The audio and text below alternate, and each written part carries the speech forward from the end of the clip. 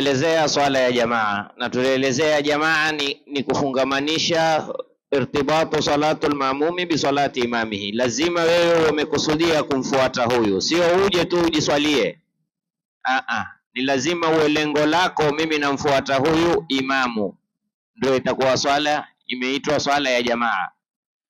Na imamu ni lazima anuilie imamu ndio apate thawabu za kuwa yeye amekuwa imamu.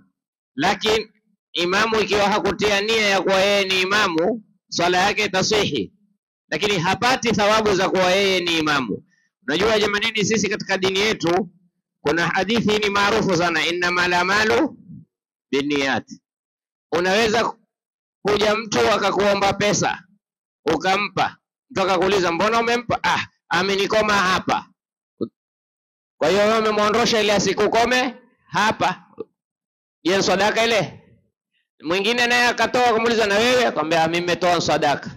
Mwingine akaomba pesa akasema nimtoa mtongoza. Sasa wote wametoa, lakini tofauti iko kwenye nini?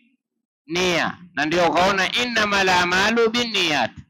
Sasa tuweza kuwa sote twaswali, lakini huyu mwingine watu uswali na mimi uswali, mwingine nia yake ni nyingine. Umefahamu? Na ndio ikaja katika baadhi ya akhbari, niyatul mu'min khairun min amalihi. Nia ya mu'min ni bora kushinda akifanyacho. Yani yeye anafanya lakini atamani angefanya kubwa zaidi. Yeye anafanya lakini atamani angefanya zuri zaidi.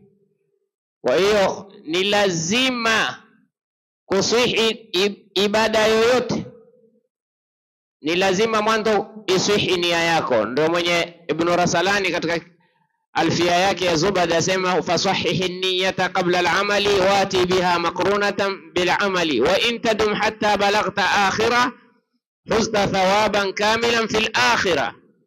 Ile nia ikaendelea wewe katika ile ibada unayoifanya au ile zuri unalolifanya kwa nia nzuri, utapata thawabu nyingi akhera. Naenda wewe kwa nia yako. Kuna watu siku ya kiyama watapata nia ya ibada ambazo hawakuzifanya lakini walikuwa na nia. Yani watapata thawabu ya ibada ambazo hawakuzifanya. Unakuta una thawabu za hija, una thawabu za kujenga msikiti, una thawabu za kujenga madrasa, una thawabu za kulipa waadhini, wenye kukimu, wenye kusimamia misikiti. Na wewe kufanya moja katika, lakini ulikuwa na nia kweli. Na uzuri kwa la yattali'u ala niyati illa Allah. Ni makosa kumhukumu mtu wewe huna nia nzuri.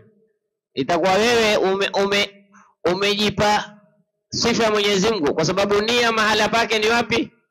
Moyoni. Na hata hakuna scan, sisi MRI, sisi CT scan, sijui nini yaweza kuskani nia. Ni yeye tu Allah subhanahu wa ta'ala. Yeye ndo anajua wewe umefanya kwa ajili gani, na yeye ndo alowafedhehi kwamba wao hawakufanya, hawafanyi kwa ajili yake. Angalia alipoelezea munafiqina asemaje? wala yatuna salata illa wahum kusala. Lengo na madhumuni yurauna an-nas, ona, wala yadhkuruna Allah illa qalila. Yurauna an-nas, hakuna anayejua nani anaifanya kwa ajili ya ria. Mungu ndo ila akisema. Sasa akisema haikuwa tena ni nia, wazi wazi ametoboa wazi wazi, lakini mtu nia yake ndani yake, na ndio ikawa ni shida kuweza kuwatambua wanafiki. Wakati wa Mtume sallallahu alayhi wa alihi wasallam, ni Mtume sallallahu alayhi wasallam peke yake alikiwajua, ila alimwambia sahaba fulani, Hudhaifa bin al-Yaman, fulani mnafiki, fulani mnafiki, kwa sababu Mungu amemwambia huyu ni mnafiki. Lakini sisi hatukupewa nafasi. Lakini leo utasikia mtu jambo dogo tu, ule mnafiki ule. Umejuaje wewe nia yake? Kwa hiyo haifai kuhukumu nawaya za watu, nia za watu. Kusema ule alikuwa hana nia nzuri, ule alikuwa hana dhamira nzuri, ule alikuwa hana malengo mazuri. La ilaha illa Allah. Hii kuingilia kazi ya Mwenyezi Mungu Subhanahu wa Ta'ala. Ni hatari sana. Na tukasema uchache wa swala ya jamaa ni imamu na maamuma, na kila ikiwa nyingi ni bora. Kila jamaa ikiwa nyingi bora. Mwenye Ibn Rasalani asema tena katika Alfiyat az-Zubad, wa kuthratil jam'i istuhibbat haythu la bil qurbi minhu masjidun ta'attala. Kila ukienda kwenye jamaa yenye msikiti wenye jamaa nyingi ni bora, ila kuna baadhi ya halati swala ya jamaa ndogo ni bora kuliko yenye jamaa kubwa. Ikiwa pale msikiti wenu wewe ukiondoka na wewe utazidi kupungua wale watu, sababu fadhali wewe angalau taatala, hautosaliwa tena jamaa, maana yake ilikuwa ni imamu na maamuma. Ukiondoka na wewe hakuna tena hata imamu na maamuma. Au imamu wa msikiti huo ni mtu anajulikana, mtu wa bid'a. Sio bid'a hii fasiriwa na hawa wasiojua maana ya bid'a. Bid'a yenye kukhalifu sharia, bid'a yenye kukhalifu sharia, sio hii bid'a ya sasa. Wengi sasa hivi kila kitu ita bid'a na hawajui hata maana ya bid'a. Si kila anaosema bid'a hiyo ni bid'a anajua maana. Lao muulize, wajua kuna maelezo na tafsiri, maelezo na tafsiri na hukumu, hivi vitu viwili tofauti. Maelezo na hukumu, mtu aweza kumuuliza tu nini maulidi, akwambia haramu. Hii ni hukumu. Wewe mwanzo nieleze maulidi nini.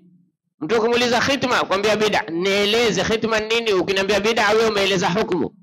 Hajui hata maana khitma. Nakumbuka kuna bwana mmoja ilikuwa yeye hataki khitma. Siku hiyo akaambia bwana, leo kuna hapa chini kuna kusoma Qur'ani. Akashuka akasoma Qur'ani, wakakhitimisha, kisha wakapiga na wali. Akamuuliza, unajua hiyo nini? Hii ndio khitma. Kumbe khitma nini? Mimi sijui khitma. Khitma ni maana yake kukhitimisha Qur'ani. Watu kusanyika wakasoma kuanzia alif lam mim mpaka juzu amma, ndio khitma. Wewe sasa khitma bid'a. Mwanzo khitma nini?